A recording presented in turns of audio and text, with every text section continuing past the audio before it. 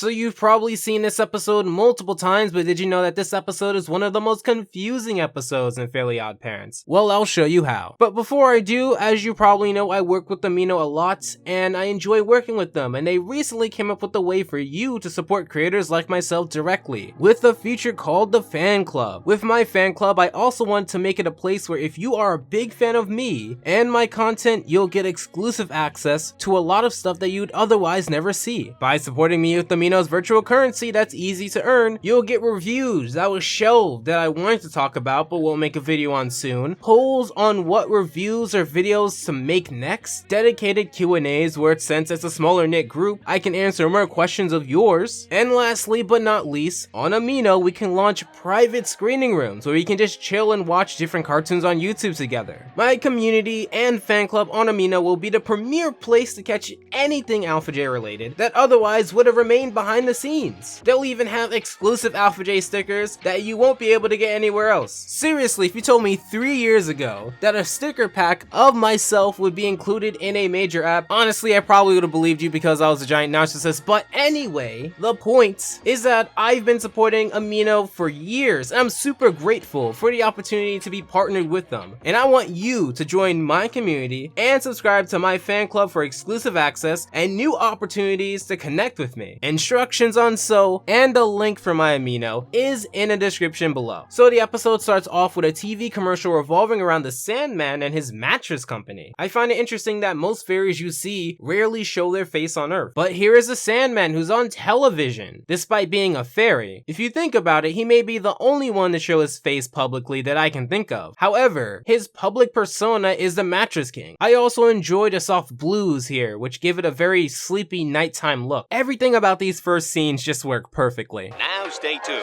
for Up Late in Dimsdale. Ooh, can I stay up? Can I? You don't need to stay up late for that. Here, just check the trending page of YouTube. There's more late night there than outside my house at 10 p.m. You can't stay up past 9.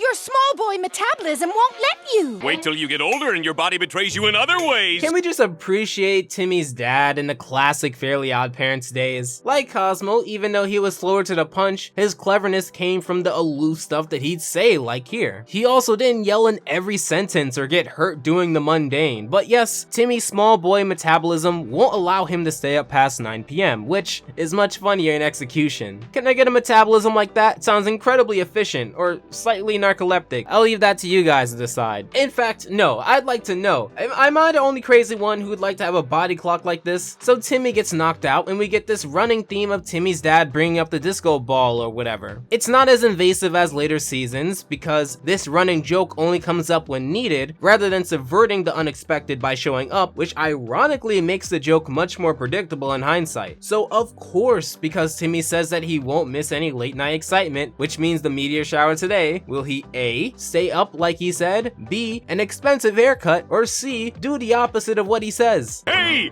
that reminds me, it's daylight savings time. We have to spring forward.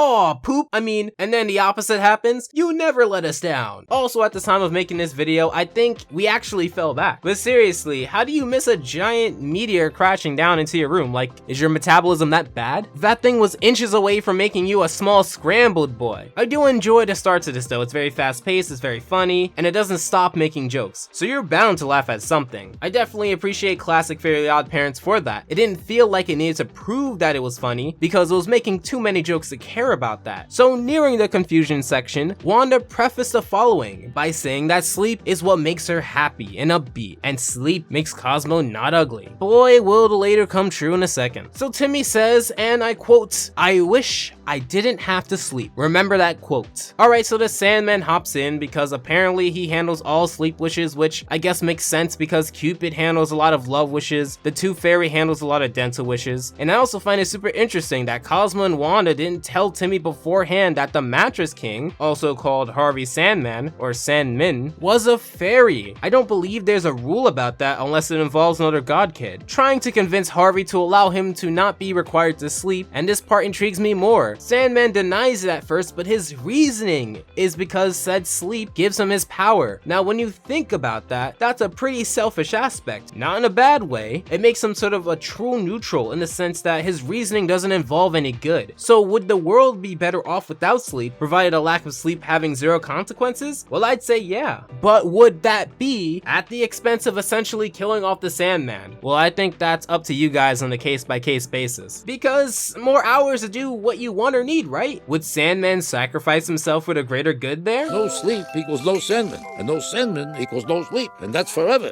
It's a vicious cycle. And that's another thing. That creates a chicken and egg scenario where we get the question, did sleep come first and the Sandman grew power, or did Sandman come first and people needed to sleep? Because if Sandman can't exist without sleep, then either he's the creator of sleep or he just so happened to have been around during the first instances of it. Or maybe because he's a fairy, he was binded to his job like Cupid, where if he fails, then he doesn't exist. Why would I grant you that wish? There's nothing fantastic about that. Because every minute you're talking to me, you're losing a sale? Oh, you're good. Fallacy. He can say no to you and go back to his sale, but for the sake of plot, he says yes, and we get this. I want you to hear this loud and clear. I wish everybody didn't have to sleep. I wish everybody didn't have to sleep. Trust me, we're getting to the part you'd have to follow me along on this. Also, I have to acknowledge during Timmy's dad and mom waking up, we had Timmy's mom talking about being madly in love with her garden. Initially, I thought it was being put up against Timmy's dad, saying that he was madly in love with his wife, so they didn't agree, but actually, it was a callback to Timmy's mom killing every plant she tries to grow. If you don't remember that episode, let me know if you do though. Now that Timmy doesn't have to sleep, his nightlife adventure is really underwhelming, to be honest. I know we get the street cleaner transformer, but besides his initial transformation, the only thing he brings to the table is intentionally lame humor mixed with using very technical terminology because robot. Not only that, but seeing nightlife as a kid has to be the joke. Yeah, Timmy, go to Las Vegas. It's like Disney World, only from the parking lot.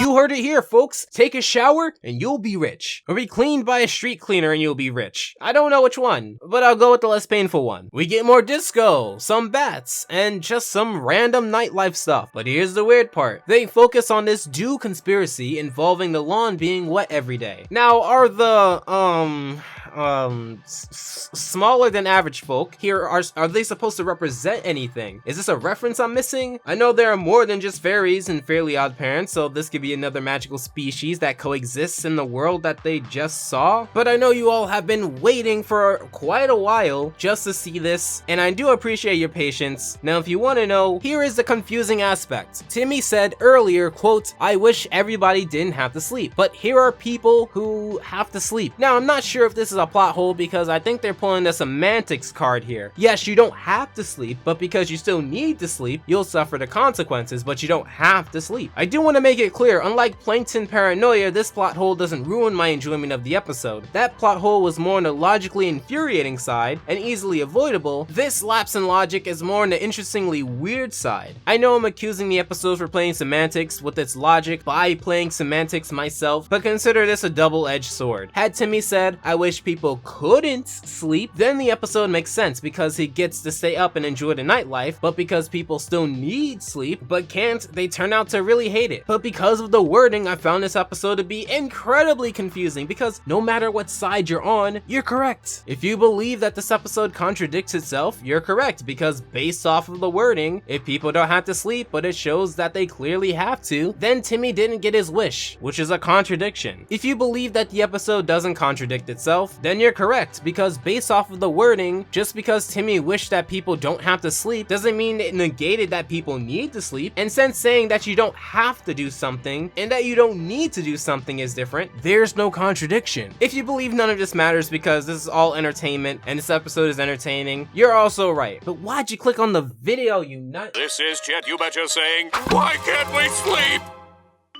This is worse than I thought! Whoa, wait a minute. Why does Timmy look normal? Did the wish only work for him because it doesn't appear that he needs sleep but everyone else does? Is it an adult thing? Because we don't see any kids in this latter half of the episode that need sleep. Did the whole metabolism thing flip? What's going on here? Gotta get the Sandman to help! It's Sandman, and I can't help you. You got that? Why not? What part of no sleep equals no power did you not understand? What don't I get? Which came first, the sleep or the power? If you can't have power without sleep, did you invent sleep? Or was there a time when this binding exists? But anyway, because Harvey here has no power, and Timmy's godparents refuse to help him due to being too cranky, which by the way, this whole no sleep thing really makes me want to see how this would affect fairies not being able to make wishes. Somehow because Sandman remembered, we get the Sleep Master here.